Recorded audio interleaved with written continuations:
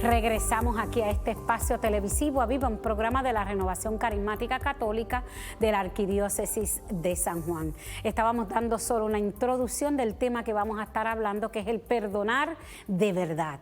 Perdonar, pero mire, sacando todo lo que tiene afuera y verdaderamente ser libre cuando damos ese perdón. Y para eso, ¿verdad? Vamos a estar usando el libro del Eclesiástico en ese capítulo 27, el versículo 30, y luego vamos al 28, del 1 al 7. Y fíjense en que antes de entrar en la lectura, este libro, que el libro del Eclesiástico nos va a ir dando, ¿verdad? Esa distintiva, y va a ir resaltando un poquito, va a resaltar lo que es la sabiduría, pero en su mayoría nos va a ir presentando unas normas morales sumamente útiles y provechosas en el buen vivir, como estábamos hablando. Así que ese conjunto de morales, de normas, nos van a permitir vivir alegre y vivir en todo como corresponde, ¿verdad? Siempre teniendo los principios, los valores, pues este libro nos va a ayudar en ese camino a cada uno de nosotros. Y el libro, en el texto que vamos ahorita a tomar, nos va a ir presentando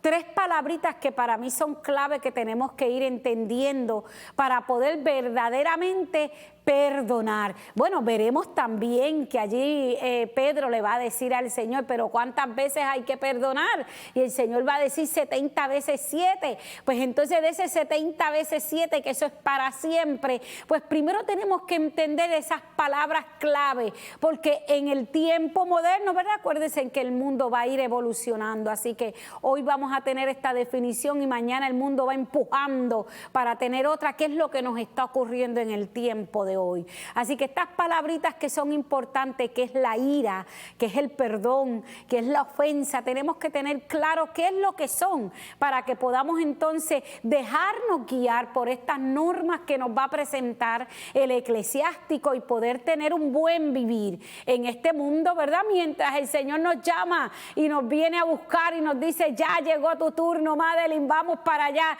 y podamos decirle, estamos, mire, siervos inútiles somos, Señor, hemos hecho lo que teníamos que hacer y estamos listos para irnos. Pero para eso, mis hermanos, el terreno se tiene que preparar aquí en la tierra, y la palabra nos va a ayudar a eso. La escritura nos ayuda a prepararnos. En este Eclesiástico, que vamos a ver esas tres palabras, que primero nos va a ir hablando de la ira. Entonces, ¿cómo podemos ver la ira tú y yo?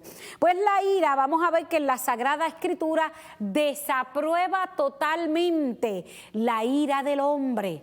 Lo vamos a ver en el primer versículo que vamos a leer del Eclesiástico. Así que la Sagrada Escritura desaprueba la ira, o sea que no está de acuerdo con la ira. Y el motivo por la cual la desaprueba es porque la ira es peligrosa. Produce malestar y desgracia. La ira igualmente va a hacer que el hombre pierda el control de sí mismo y se deje llevar por inclinaciones. Por eso es importante que la ira no es lo mismo que enojarme. Yo puedo estar un poco enojada porque no me gustó algo y estoy tranquila allí en mi casa meditando, pero la ira me toma el control mío, o sea, me vuelve violenta, me pone como que rabiosa, y yo quiero entonces pelear y quiero entonces destruir. Por eso es que la iglesia, la Sagrada Escritura no aprueba la ira, y by the way, que para nosotros es un pecado la ira.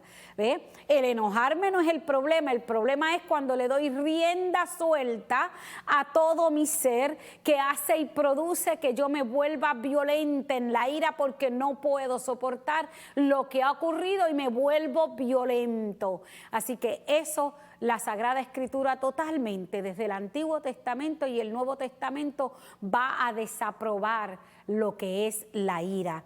Y entonces la ira Vamos a ver, ¿verdad?, que en el Nuevo Testamento Mateo nos va a decir que todo aquel que se encolerice con su hermano será reo ante el tribunal, y el que llame a su hermano imbécil será reo ante el Sanedrín. Fíjense lo importante que es que miren las consecuencias de que puede llegar un hombre cuando esté en ira. Pierde totalmente su control, y pierde tanto el control que puede llegar a cosas desastrosas, peores aún, donde hay que llevarlo hasta otros lugares que, ¿verdad?, los encierran por haber perdido el control. Así que la ira es un pecado. Vamos a ver que se le puede decir que verdaderamente es un sentimiento enfadado, muy grande y violento. Por eso se considera como un pecado. La otra palabra que el Eclesiástico nos va a hablar es del perdón. Y perdón es perdonar, se constituye un atributo divino.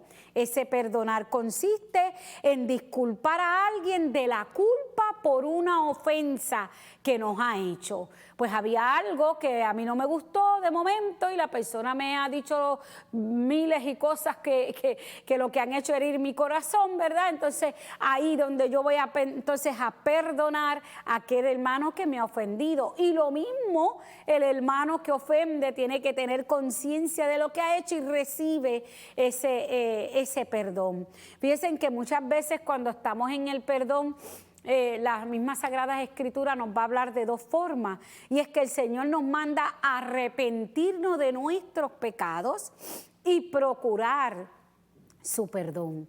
Porque cuando tú ofendes y maltratas al hermano, te vas a dar cuenta que eso lo estás haciendo ¿con quién? Con el mismo Señor. Porque los hermanos somos ¿qué? Imagen y semejanza del Señor. Así que cuando yo ofendo y hago algo que no es agrado, estoy ofendiendo al Señor. Y para eso, por eso nos va a pedir la Sagrada Escritura que podamos llegar a un arrepentimiento. Y ese arrepentimiento es el de pedir perdón. Y el pedir perdón nos permite ser libres, estar en paz y poder entonces continuar esa vida como así el Señor nos los ha enviado. Continuamos en el próximo segmento.